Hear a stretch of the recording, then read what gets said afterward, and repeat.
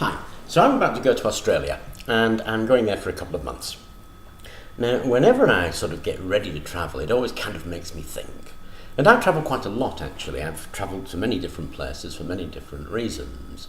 But it actually really boils down to one main reason. Now, I'm a great reader of a guy called Colin Wilson. I have a lot of time for the man, some very interesting things in his books.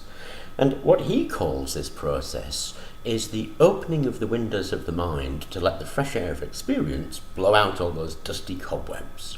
And that actually is one of the major points for doing something like this. Because we all of us get trammelled in the everyday existence, that is, doing our thing every day, sets our mind in a one-step lock motion. And there's no real surprise about that, and it's no real surprise that we think about the purpose of life. Because if you think about these things, then you soon realise that this idea of purpose is something that's inculcated in us from a very early age. We don't get a baby and receive that baby and think of that baby as the same way that we would think of a blade of grass or a flower. We actually think about it as a kind of human being on probation. We have this series of tests for this baby so that we can shove it through the tests until it becomes independent, and we put it out there in what we call the real world. And if you think about it, then the baby goes through a whole series of things like kindergarten, junior school, infant school, junior school, senior school, college, university. And this progression is meant to prepare it for the real world. And in this progressive series, what we do is give that child a set of objectives, and then we give them a set of tests that we can then say they've either succeeded or failed. And all those formative years are spent doing this. So it's no real surprise that when you're kicked out at the other side, your mind is set in that motion that things have purpose. We have a purpose, we have objectives, we have pass marks and fail marks. And it's no surprise that's how we view the thing in the West. Now you would think once we get out of school, that would finish, that we would be in the real world and we'd have more control over our lives and it would be an end to that. But of course it isn't. Having spent our formative years doing that, along with everybody else that's doing that, the rest of our society is set up that way. So the minute you go into a job which you're expected to go into, then you find that the job is structured exactly the same way. There are a set of targets you have to achieve, there are markers for success or failure, and you go through the whole process again, climbing the greasy career pole. Even if you're self-employed, your successes and failures have purpose to them that is definable, achievable, and, more importantly, can be marked as success or failure. And this is all comes from our very early experience of life that self-perpetuates itself. Of course, it becomes a bit more odd when you think, why do we do all of this? I mean, our lives are split into two parts. We've got this part called work that apparently is so onerous and hideous that we have to get paid in order to do it or we just wouldn't do it.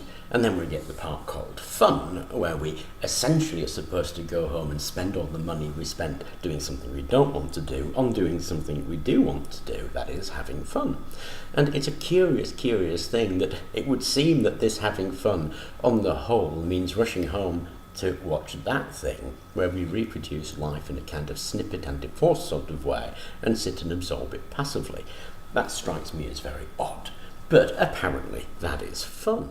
So ideas of purpose are ingrained in us, and when it comes to looking at something, our mechanistic engineer's view of the world automatically drives us to this idea of purpose. So when we look at something, we think, well, what's the purpose of that?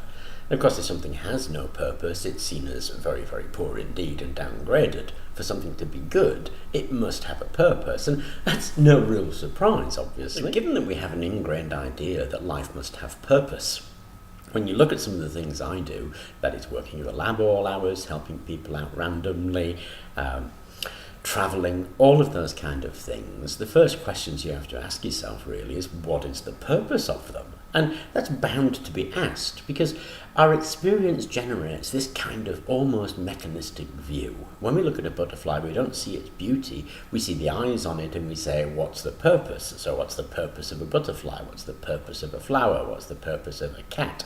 We automatically ask this purpose question. Now, I would argue that that's actually completely on its head. that the world has been turned upside down for us because of our social situation, and that to ask what is the purpose of something is actually to be asking the wrong question. Of course, if we say that the idea of having a purpose in life is upside down, and that asking the question what is the purpose of life is asking the wrong question, probably the first thing that pops into your mind is, well, what's the right question then? Equally, I would argue there that you're framing it wrong. Let's have a look at other organisms. Take the cat or a tree or a flower. Then, given our mechanistic view, we ascribe to them purpose. We say that the cat's purpose, its behaviour, is driven by the need to survive and reproduce itself, and that's what drives its behaviour. But that's just us imbuing the rest of the world with our own view of purpose. I don't really think that a tree stands there in the garden and thinks to itself, I tell you what, I've got to reproduce myself. The thing is, it just does. Nature exists as nature. Nature is one of those things that is in existence all by itself and is an active and complex organism interacting and just behaves.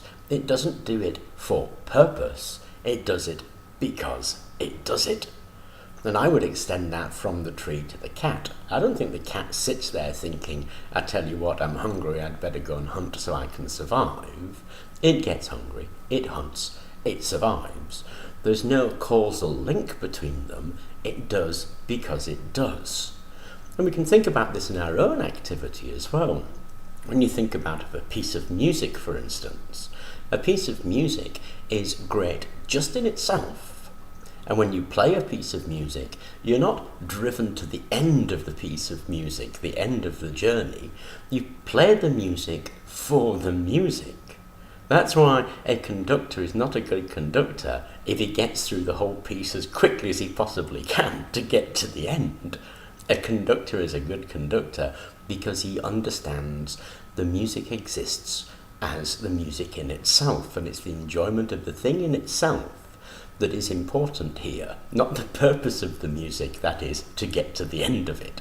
And the same thing with dancing. The purpose of dancing is not to achieve a point somewhere in the floor, it's to enjoy the process of dancing. Otherwise, the best dancers would be the ones who got to that point the quickest.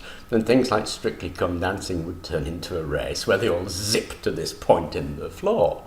So if we abandon this idea of something having a purpose, and we take on the idea that it exists as a thing in itself, I would say that we were approaching the right kind of idea. And of course, saying something like right is full of problems, and I'm bound to get people saying, hey, what's right, what's wrong? These are only my views of things. So when framing questions like what's the purpose of life, we're actually framing the answer. And I would say, well, let's just get rid of this notion of purpose. It's only a historic notion anyway. It's only one that we've learnt from being a baby. So let's throw this conception of purpose out of the window. Now, because a life without purpose in our society is seen as a terrible thing. And in one sense, I suppose it is a terrible thing. But that is if you take on those ideas of positive and negative. That is, purpose is positive, ergo, no purpose is negative. So I'm arguing we abandon purpose, both in its positive and its negative. We just get rid of it completely. And we think more in terms of being a tree, being a flower, being a cat. That is, we live our lives because we live our lives. We don't live it for purpose. We live it because we live it. And that kind of idea is really, I think, quite difficult to take on board, quite difficult to actually work out the ins and outs of what it actually means in real terms, in terms of doing your everyday. But I think I do that, to a degree, obviously. I mean, I live in a real world, and you can't avoid the fact that the big part of the real world is the purpose-driven life. So you can't avoid that. But I think, to a degree, I manage to step over that, and that what I actually do is just because it's what I actually do.